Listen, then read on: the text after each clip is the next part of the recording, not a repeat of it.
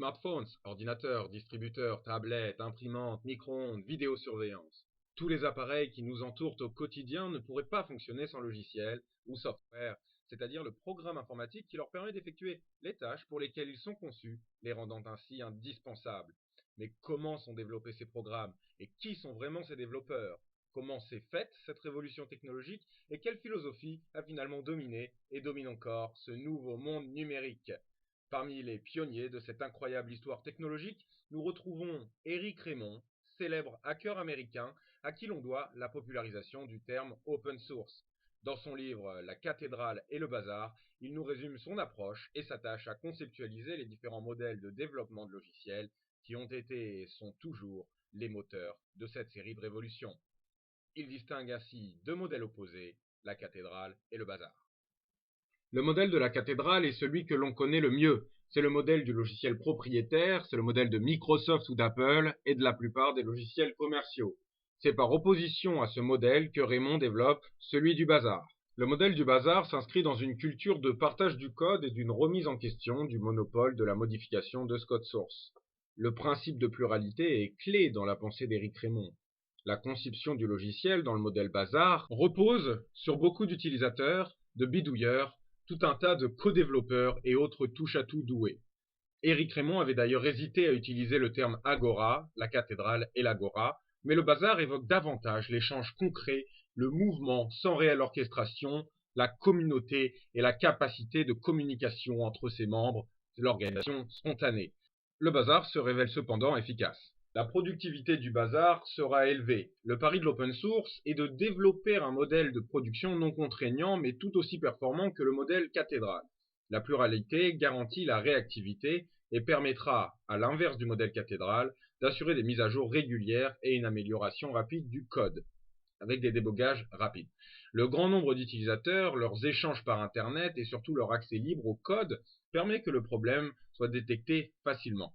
Comme dirait l'autre, tout bon logiciel commence par gratter un développeur là où ça le démange. Chaque développeur va intervenir sur un aspect auquel il est particulièrement sensible. Le bazar assure la visibilité du problème. Eric Raymond l'affirme dans son texte, étant donné suffisamment d'observateurs, tous les bugs sautent aux yeux.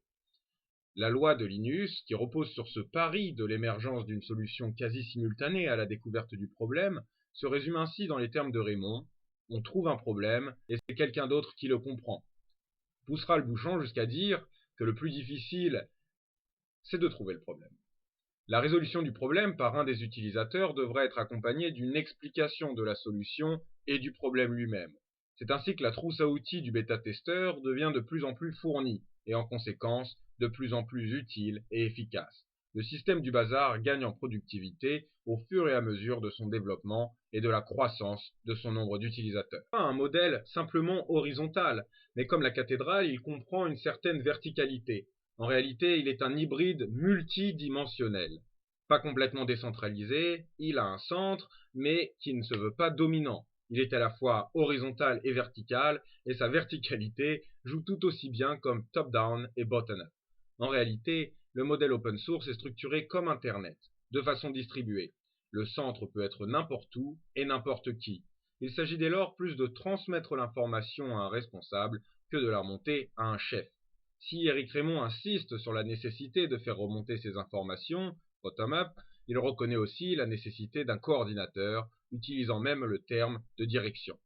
Dans la mise en place de son logiciel FetchMail, par exemple, il a joué ce rôle de coordinateur des informations, des solutions, des modifications apportées par ses bêta-testeurs.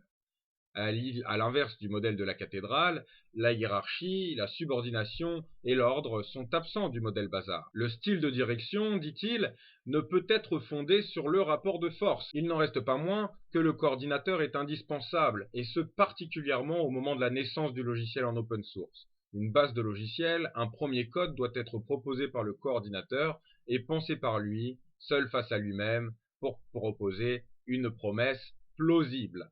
Dans le bazar, la simplicité ou le minimalisme doivent être un but en soi. Pour Raymond, la perfection est atteinte non quand il ne reste rien à ajouter, mais quand il ne reste rien à enlever.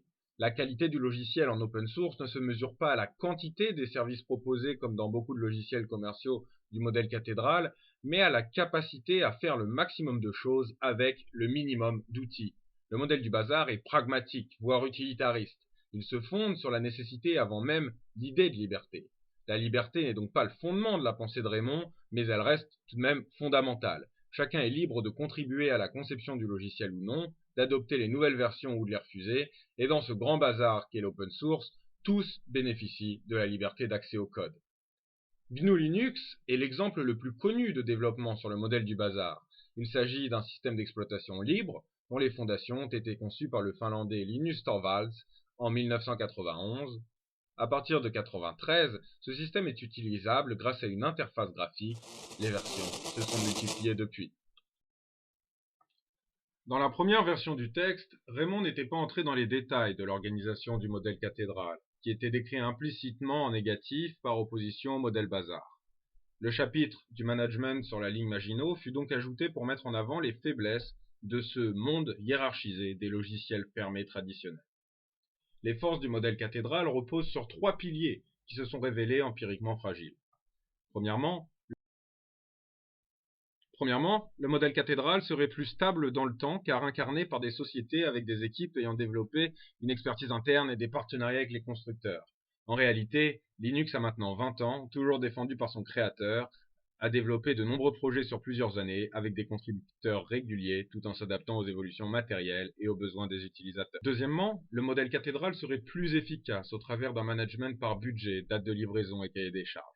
En réalité, aucun projet ne respecte jamais ces 3 aspects, et même très rarement un seul, et on ne compte pas le nombre de projets avortés ou de logiciels propriétaires mort-nés. Troisièmement, un logiciel propriétaire développé par une cathédrale offrirait des garanties légales et surtout financières si le projet tourne mal. Les logiciels ne proposent aucune garantie, il est donc vain d'espérer une quelconque indemnisation en cas de problème. Ensuite, l'auteur analyse les méthodes de management de la cathédrale censées garantir une meilleure productivité que l'organisation en modèle bazar, au travers de 5 activités majeures où les managers de projets des cathédrales seraient supposément meilleurs. En réalité, ces contraintes sont peu pertinentes dans le cadre du modèle bazar, où pour le coup, le terme de management au sens traditionnel est presque inapproprié. Les personnes qui travaillent sur un projet sont volontaires, potentiellement illimitées, pas de problème de ressources, utilisateurs, pas de problème de feedback ou de définition des besoins, ce qui se traduit au global par un niveau de motivation très élevé et une productivité importante. Au final, le modèle du bazar attire jusqu'au plus haut des cathédrales. Son modèle de productivité intéresse les grands groupes qui cherchent à s'en inspirer. Le modèle cathédrale a réussi à s'enrichir de certains éléments caractéristiques du bazar. IBM ou encore Microsoft, qui publie les mises à jour en permanence pour Windows ou récupère les rapports de bugs par Internet à chaque plantage. De là à dire que la frontière entre les deux modèles peut disparaître ou que les philosophies peuvent se croiser, Eric Raymond ne sera sûrement pas d'accord.